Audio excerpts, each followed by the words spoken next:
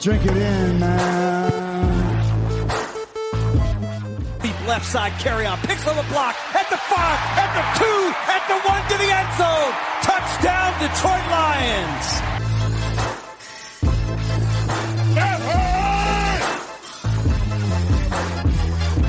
Drink it in, man. Get up, Stafford throws. It is end zone. Caught! Oh, baby, what a catch! Kenny Galladay, you're a freak! What a catch! Touchdown, Detroit Lions!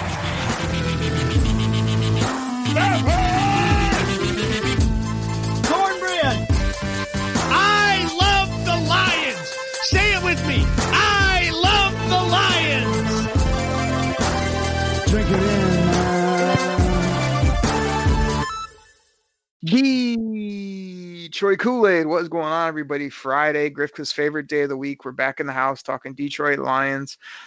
Had a fun show on Wednesday. We talked about, we had a lot of fun with Twitter, good Twitter questions, good DKC mailbag from the people. Talked about the special teams coordinator because, as we all know, it's a third of the game. Defensive coordinator, had some laughs. A good show. If you missed it, go back and listen. And we're here on a Friday. Grifka, how are you, sir? Oh, man, you know how it is. It's Friday. That means it's weather report time, guys. What's it going to do is chance of snow this weekend here up in Michigan. Once again, old man winter's finally taking its grip. It's only taken, a quarter of the winter, which means winter is going to hang out probably till April here in Michigan because that's the way it works whenever winter gets a late start. But we all know it's going to be cold this weekend. We're looking at a low of like single digits Sunday night. So everybody bundle up because it's going to be cold out there. Make sure your heat's turned up. So, by the way, TGIF, thank God it's Friday. Oh, man. I don't know why it makes me laugh, but it does. It gets us into a Friday Detroit Koolaid Cast where we always Drink it in, man. Grifka, what the heck are we talking about today? Well, I just want to get this out of the way because I know you've been, tossing and turning at night thinking about this. So I just have a question for you. I'm just going to get it out of the way just from the start before we dive into what I really, really want to get into because this is the one I want to ask you your opinion because I know this matters so much to you. And I know you probably got the vote as well, and I know you probably, went to Twitter and I don't know if you heard, but maybe you put something out. But what did you think when your boy, Dave Burkett, won Sports Writer of the Year for the state of Michigan? I'm dying to know what you felt. Did you text him? Did you hit him up on Twitter saying congratulations? Your pieces are the best. I love seeing you at training camp wearing your cargos and your fishing cap. I'm dying to know what you thought when you saw this because obviously he writes so good that he's the best sports writer in the state of Michigan. So I really want to know your take on this. Oh my goodness. I tried to hint at this on Wednesday and you pretended like you didn't know what I was talking about. So you could sabotage me on the Friday show with this. Grifka, you know what's funny about this? Lots of things funny, to be honest, except for there's a lot funny. Let's put it that way. So DB, I think is who you're referring to, the writer I so affectionately known, renowned around the world as DB, freaking DB. This guy did win some award. I mean, as Grifka would say, congratulations.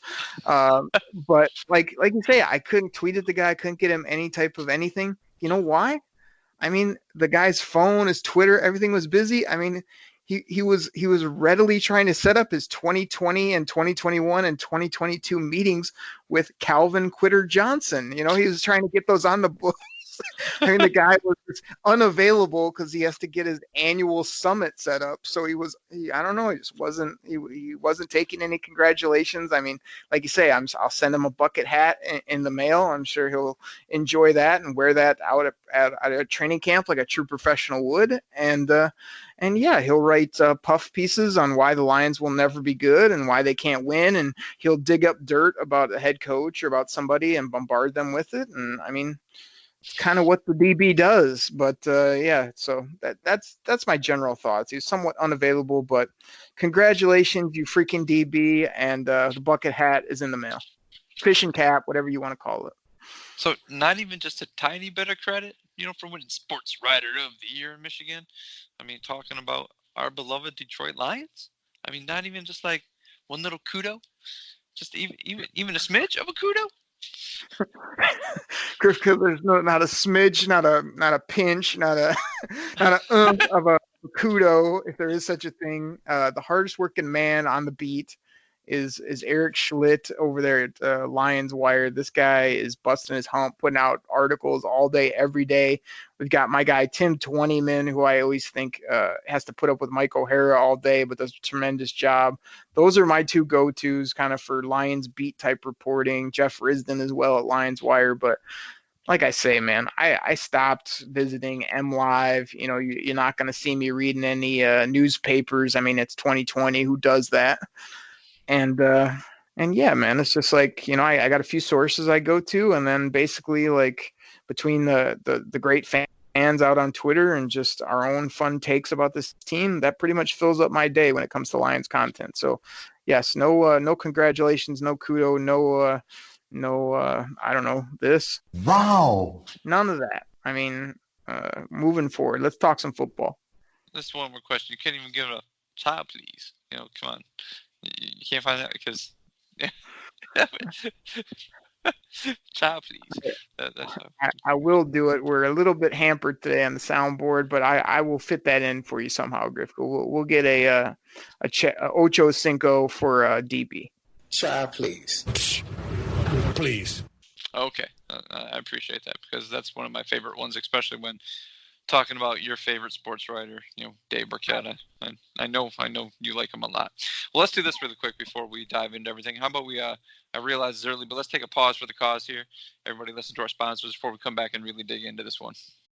When you need mealtime inspiration, it's worth shopping Baker's, where you'll find over 30,000 mouth-watering choices that excite your inner foodie. And no matter what tasty choice you make, you'll enjoy our everyday low prices, plus extra ways to save, like digital coupons worth over $600 each week. You can also save up to $1 off per gallon at the pump with fuel points. More savings and more inspiring flavors make shopping Baker's worth it every time. Baker's, fresh for everyone. Fuel restrictions apply. Grifka, we're back from the break. We took an early break there. I needed a break because you brought up, I mean, there's a couple things we can't talk about on the show. One, we know is baseball. It's a horrible sport. Two, I mean, it is, you know, some of these guys that these players you love that were just garbage, or these players from the 50s that nobody cares about.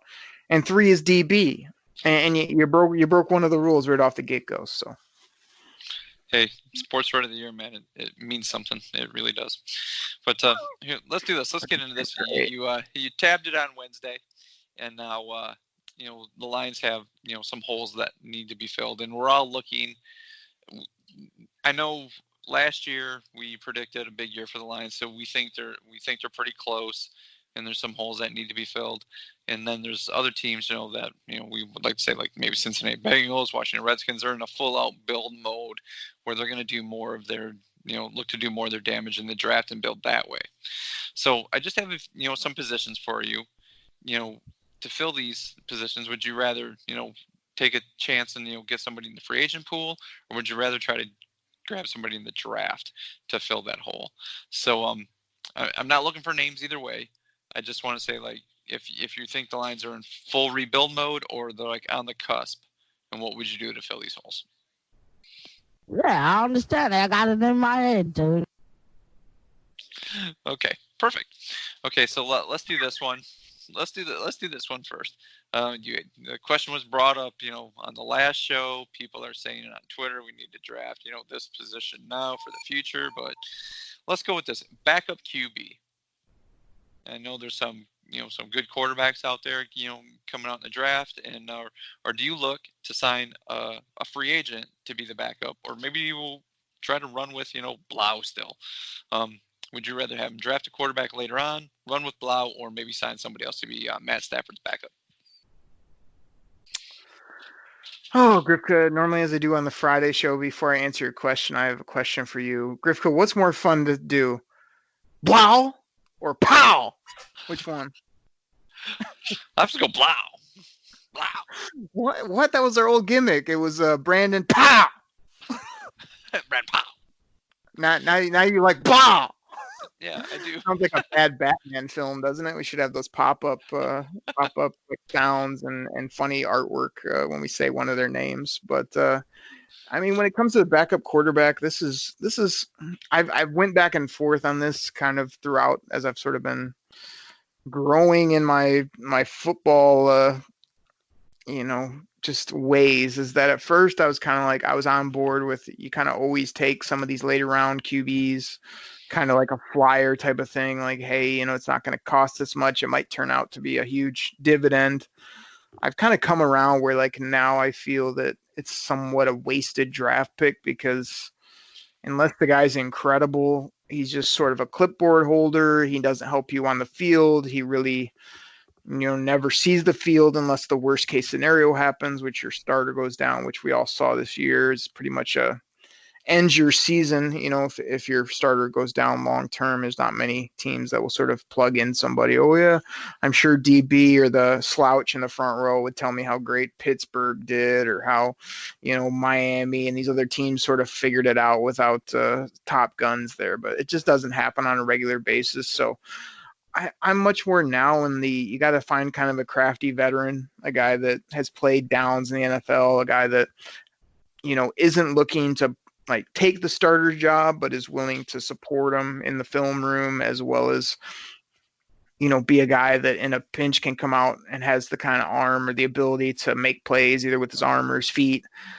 and do some things. So I think Bob Quinn just needs to sort of make a little bit bigger investment when it comes to that, rather than a total scrap heap guy, just sort of like a lower tier, maybe even like low middle tier guy that still has a little juice left and is willing to come and support Matt Stafford, because we need those draft picks for DEs, linebackers, corners, receivers, running back, impact positions at this point. So that's the way I would go as a free agent type.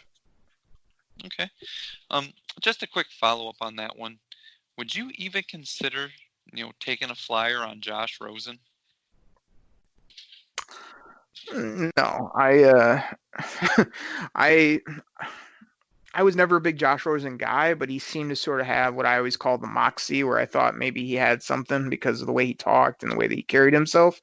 That's obviously proven to be more talk than substance, but I think Josh Rosen still has a place in the league. I mean, I think if he found his way to a good organization that maybe had a starter that's on the way out, either, I could see him out in LA with LA Chargers if they weren't able to get a Tua or somebody, and be a guy that could sit behind a Phil Rivers for a couple years, and then maybe he's ready to roll because they have a proven system out there, and Josh Rosen didn't forget how to throw the football, and just needs to be groomed and be given a legit chance with a decent football team. I mean, he started games with the the Arizona Cardinals when they were terrible, and the Dolphins, when they didn't give him much help. So I don't think Rosen's the kind of guy I'm looking for, but I feel like he still has a place in the league. I feel like the Lions need somebody better than the Tom Savages of the world, or who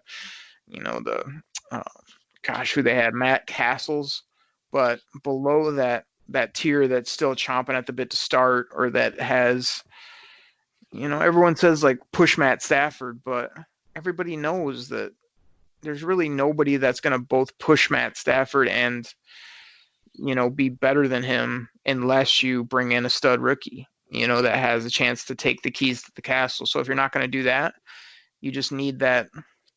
I don't know. I don't have a name right in front of me, but I know there's quite a few QBs on the free agent list that could be intriguing. So Bob Quinn just needs to peel out a couple more hundies from that wallet he has and pay somebody a little bit more than the minimum to rectify, I think, because again, you can't go pay. I'm not trying to go get like a $8 million backup because our starter makes 30, so. Yeah.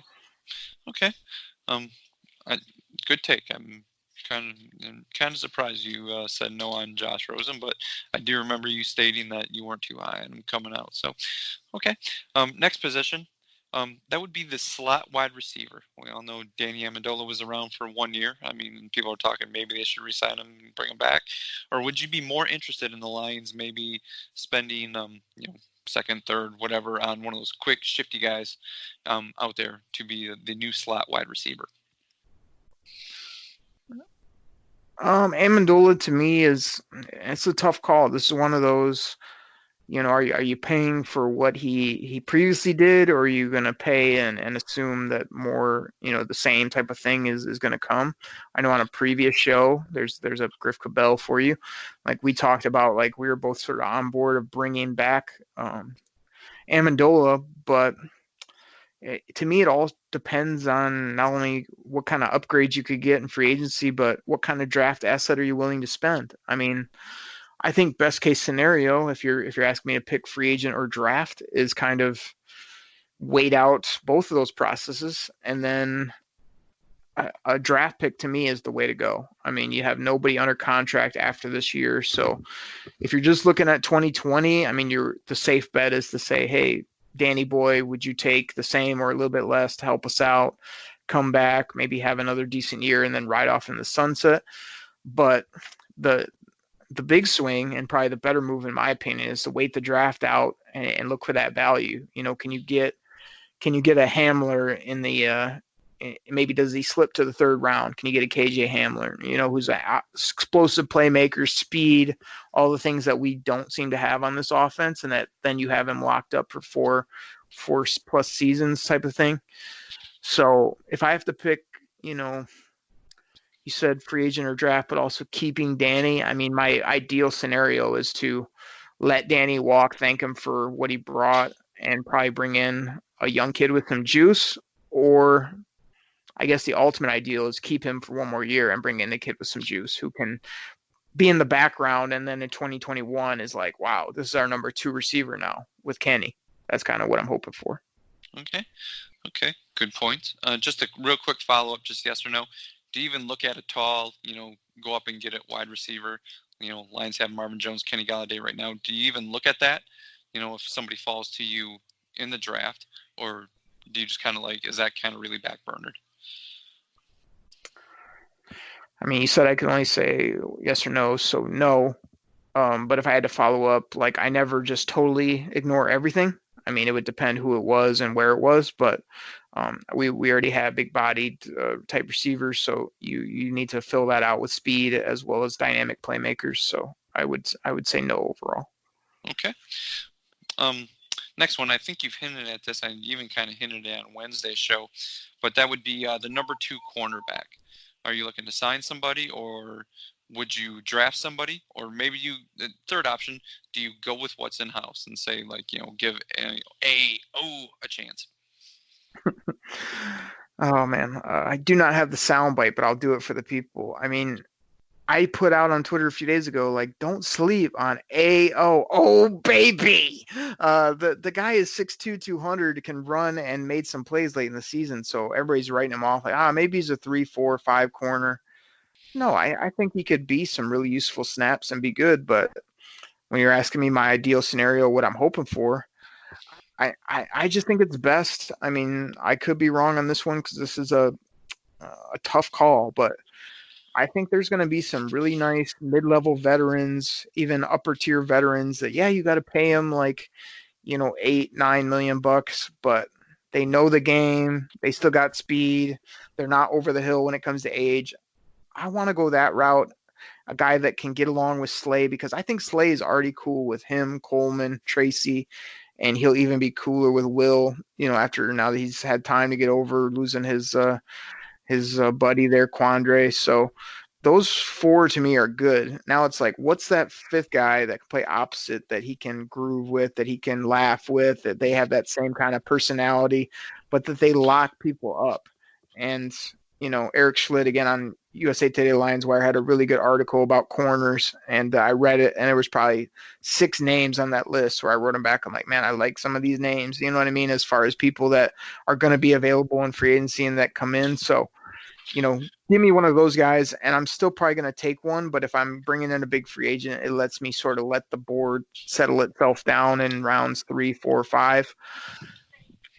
Instead of, you can go take a Kudo or somebody in the high second round, but I mean, that's a rookie playing, top type receivers in year 1. You're putting your neck on the line. I'd much rather have a guy with some NFL experience to do that. So give me the free agent cornerback to pair up with big play.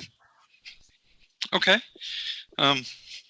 Next position, I've been reading this one a lot as well. People looking for it. You mentioned your boys Walker and Harris at safety. What about the third safety? Would you draft another safety, or would you be looking for one of those veterans to go back there and work with them? Well, I'm not looking for a veteran because I already got one. His name is Tavon, and he goes up and hits you in the face and tells you about it, and can play some football. So I already got him in the mix. But I did a mock draft just the other day and put it out for the people to check out. And McKinney, the crazy safety from Alabama, was there. I thought this kid was definitely going back to school. I guess I was a little late on the game. I didn't see that he had declared, but I did verify he's declared for the draft. McKinney, man, this guy he can run, he can hit, he can cover, he can blitz, he can tackle, he comes in with ferocity. Like I really, really like this guy as a football player. He does have some shortcomings in some areas, but I'm willing to overlook him because he looks like just a pro to me. He looks like a pro prospect type of guy. So, I mean, I'm good with Tavon if nothing else makes sense. But, man, in round 2, if I can get a guy with McKinney, or if I can get a guy in rounds 2 through 3 or 4, the other guy I've been touting, Winfield. I mean, I don't know about you, Grifka, but Antoine Winfield back in his day was fun to watch, the way he played football, and his son can go get it. He turns the football over a lot. He's always around the ball. So, and again, to me, safeties are in today's NFL better than corners because they can cover, they can hit, they can blitz, they can do all these different things if you find the right guy. Whereas a corner, you kind of just put him out either in the slot or out wide and let him try to do what he can do. I mean, safeties to me are chess pieces you can move all around and that are much more versatile for Matt Pat's D and this game. We talked a lot last year about 3 safety defense. That's why you don't turn one down, even if you got, T-Walk, Harris, Tavon. There's no reason to not add another one. So this one, if I had to lean one way, I mean, yeah, in the draft in rounds 1 all the way through 4, I'm basically, if a nasty safety is there, I'm more than happy to go get another one. Okay. What about offensive guard? Glasgow is a free agent, and sounds like he's obviously going to go test the waters, but he may be a little rich for the Lions. And Joe Dahl wasn't very impressive. Wiggins wasn't very impressive. I believe Abushi, he is a free agent, I think. But would you look to maybe draft somebody else, or once again go sign a veteran? Grifka, or maybe even what the Lions have in house. I know Bo Bechwala, the guy they kept around all year from Wisconsin. I know they've spoken about him as well. Right. This one, Grifka, with the fans out there and some of the people, I mean, some of their comments and stuff when we're talking about offensive guards, I mean, it does this. It drives me freaking bonkers. Thank you, Grifka, because, gosh, my take has always been, like, I know the offensive line is important. I know that it helps the run and the pass game. That's why I was okay with Frank Ragnow and whatnot, but they've invested a ton of money because it looks like they're moving on from Graham Glasgow. I'm not willing to go spend a really high draft resource or pony up big money in free agency for an offensive guard. I feel like all the good teams in the league, like, go name more than 1 or 2 offensive linemen on the Chiefs, Patriots. Who else we got still in the games out there? Like, San Francisco has spent a few resources, but San Francisco still has Laken Tomlinson out there on their starting offensive line playing left guard. I mean, that just shows you that almost any stiff can still be in there, or it comes down to not only coaching but scheme. Because that guy was here you go, Matt Derry. That guy was a tire fire here in Detroit. I mean, absolute embarrassment. And then he goes out and he's been starting for years in San Francisco. Didn't really miss a beat. So, I mean, he hasn't went to his medical career yet, where he broke his glasses on draft day. That was classic. Like, they took like in Tomlinson. I've got him as a upper third round pick on my board. I'm like, huh? And then he goes up and hugs his dad and breaks his glasses. I was like, uh-oh, this isn't going to be good. And then, of course, I did what I do, Grifka, was I tried to justify why he would be good and why they made the pick and why Laken Tomlinson is going to be a road grader. And then he ended up being a freaking turnstile. So, yeah, I'm passing on a guard in the draft until later. And I think Bo still has, some maybe ability there.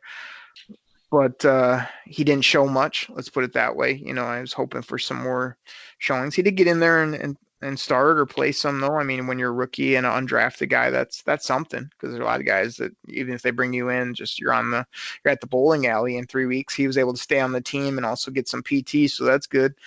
But late round draft pick or who cares free agent that has no name but is just a grinder. You just need a guy in there that good fundamentals, tough guy. We also have never got the big nasties. They like these guys that are just barely 300 some pounds that can move. I mean, some of these offensive lines I see have those big 330 pounders that just, okay, maybe they can't run 10, 15 yards down the field on the screen, but every time when you run it off right edge between the guard and the tackle, they just blow their guy 3 yards off the football. I mean, it depends if that fits your scheme, but I guess I'd like to see some more big uglies that were just graders as well as nasty, as well as push people around. You don't have to be a super athlete or be great movement. Sometimes you just have to block the guy in front of you and push the pile, which we have not done good at for years. I mean, much more pass blocking than anything. So late draft pick or low type free agent should get it done at guard, in my opinion, even though lots of people are just wanting to pay Glasgow, tons of money. Great guy, but I can't pay him, and I got to go a different route. Just a quick follow-up on that. Do you think the Lions need 2 guards, or do you think they're just going to maybe look at one and then use what's in-house on the other one? I mean, to me, that depends on where Bo is at. I mean, I'm not a Kenny Wiggins guy. I not an Ibushi guy. I mean, who else did they play? Joe Dahl. I mean, I guess I only think of one because they paid Joe Dahl and he seemed to be serviceable. I mean, good job, Joe Dahl. He seemed to be okay over there, so I don't have tons of issues. I know you want all pros at every spot, but to me, Joe Dahl was fine. So I'm basically just focusing on that right guard, saying, save the money, don't pay Glaz, but find a guy that can just play the position and can get along either with Wagner or maybe we have an upgrade at right tackle and those guys create a powerful right side rather than, what we've had, which has been average at best, I'd say. Okay. Just a couple more here, real quick ones. I know this is pretty important, but long snapper, do you think they try to bring back Don Muhlbach, or they drafted a long snapper before, or do you think they try to maybe go get another free agent? Were you the guy, Grifka? Didn't you buy a Jimmy Landis jersey after that draft pick? Didn't you show up to our first game of the year rocking a Jimmy Landis that time? Yeah, I had to go to get the game-worn Jimmy Landis. It wasn't dirty or anything like that, but I was able to find one. Yes, it was ungame worn. Ungame worn. I think he lasted a whole preseason with his whole YouTube highlights that I guess Bob Quinn, I don't know what he was thinking on that. That and Tease Tabor are his huge black marks. Because you took him, not only did you take one, you took him in the 5th or 6th round, and then he didn't even make it out of camp. That's brutal. I don't know. I mean, who knows about long snappers? I mean, it's just just keep Mule and use him until he decides to hang it up and then go get a guy undrafted free agent. I mean, it seems about that easy in my opinion. I mean, I know people make it like it's this crucial spot because it is kind of a unicorn spot, but I mean, I'm sure you can find people out there that can snap it if you need to. Okay. Then the last one, your favorite position and mine as well. Since it sounds like Sam Martin may not be coming back, do you draft a punter or do you just go sign somebody else? Did you just ask me about the punter, Grifka? Of course, man, because special teams is a third of the game, and we just hired a new coach at it. Grifka, did you ask if I'm bringing back Sam Martin? Is that the question?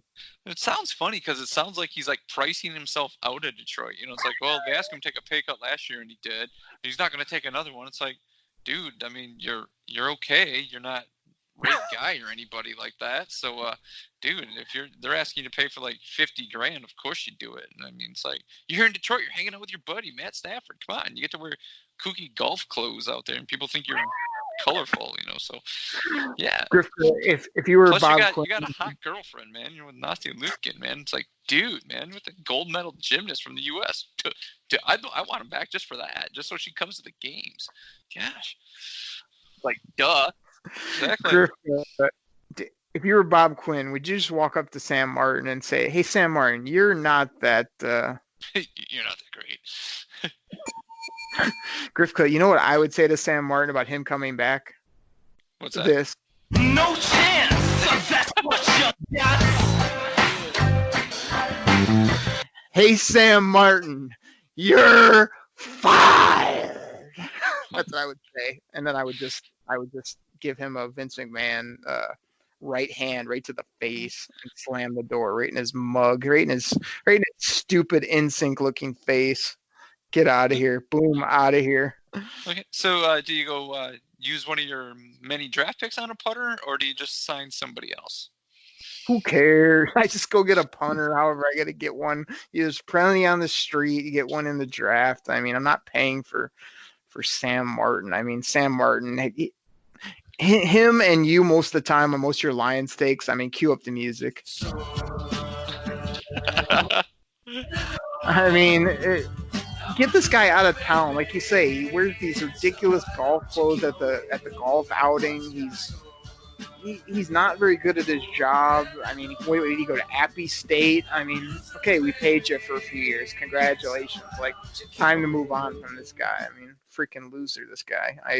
I know he's Matt Stafford's buddy. I know, like, what are you going to do at punter? You're just going to get another punter. I mean, let's quote Rich Eisen. I mean, yes, they're people too, but they're not that hard to find. I mean, pretty much a lot of people out there can go kick the football. Yeah, he hasn't. I don't know. I don't even know. Like, I'm not looking for much from a punter. Just, somewhat keep them in the 20s. Don't shank the ball in the playoffs and cost us a dang playoff game, you freaking idiot. I mean, basically, just do this, you stupid punter. Know your role and shut your mouth because the people's champ is ready to talk. Exactly. So let us talk here on the Koolaid Cast. Sam Martin, go ahead and play for the XFL Eskimos or wherever you got to do, and we'll just keep moving because you're a freaking punter and no one cares. Okay. I'm sure, Sam, if you're listening, please give us a call at 989-272-3488. I would love to chat with you. And feel free to hit me up at Twitter at GrifkaDKC. Sam Martin, as we said on previous shows, don't call the show. Don't tweet me. Don't find me at training camp for the XFL team or the Canadian team that you do. Hey, Sam Martin, us paying you or keeping you around much longer would probably be this. It was a bad decision, period, point blank. It was one of the dumbest decisions I ever made. There you go. Really? Come on. So if you walked up to you and asked to shake your hand, you'd be like, "Child, please." Child, please. Please. Hey, Sam Martin. That was a disgraceful performance. In my opinion, that sucked. Sam Martin, you suck. Every big moment you've screwed us over. All you have to do is kick the ball. It's not that hard. Grifka, you got me all hot and bothered here. Sam Martin. No chance. That's what you got. Oh boy. You're gonna make him go somewhere. You're gonna make him go somewhere and cry, man. Jeez. Yeah, they're in the locker room going right now. You realize, the Koolaid Cast, they don't like you, man. Sam Martin kicking the ball when it matters. Get the heck out of here. I mean, every time you come on the field, nobody says this. Wow. When you're gone, we'll finally get to say it. Wow. All right, I'm done, Grifka. What else? You got anything else? That's just want to talk about a lot of the holes. I know there's a couple spots that we've often talked about: pass rush, defensive tackle. So I didn't want to bring those up. We seem to have belabored those a lot on other shows. So that's all I got. Most of that was fun, except for when you asked me about DB, I had to say this. What the hell are you doing? Then later in the show, you asked me about long snappers and punters. It drives me freaking bonkers. Hey, special teams, third of the game. We just got a new coach. So got to show some respect, man. Sam Martin's whole career in one soundbite. Now you're done. Grifka, you got anything else for the people? Nope. Everybody, we've had some fun, as we always do here on the Koolaid Cast. Grifka with some good questions. It was fun talking about the holes, talking about free agent or draft. That's always a key question. Looking forward to all of it here this offseason. We still got some time. Before you know it, next week will be the Senior Bowl, and then a little while before free agency. And then I think somebody said today it is 14 weeks, basically 100 days until the NFL draft. Me and some of my other buddies that aren't named Grifka will be putting in a ton of hard work, bringing you draft content and having a bunch of fun with that. We will have Grifka's live picks, which will be very humorous to look at when it's all said and done. And I will be fixing the Detroit Lions with my picks, my free agents. We'll be talking to you about those here on the Detroit Koolaid Cast, as well as the Believe in Lions podcast as well that drops on Monday. So 3 Lions shows a week from us here on the podcast. So thank you guys so much. Always fun talking Detroit Lions. We'll do it again next week on Wednesday and Friday right here on the Detroit Koolaid Cast. Take care, everybody. Drink it in, man. We're out. Pack the bag, start the plane. This game is over. It is over. What a comeback by the Lions. Drink it in.